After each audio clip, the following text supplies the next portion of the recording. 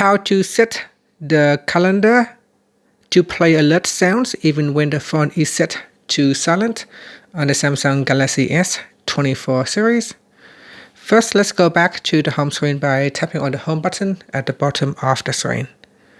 From the home screen, swipe up to go into the app screen, and in here, tap on the calendar app. Next, tap on the menu button at the top left. Then tap on the settings icon.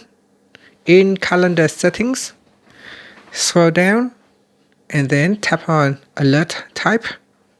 Next, make sure you set your alert type to strong. Then tap on long sound. At the top here, tap on ignore sound settings. Tap on the toggle button to switch it on.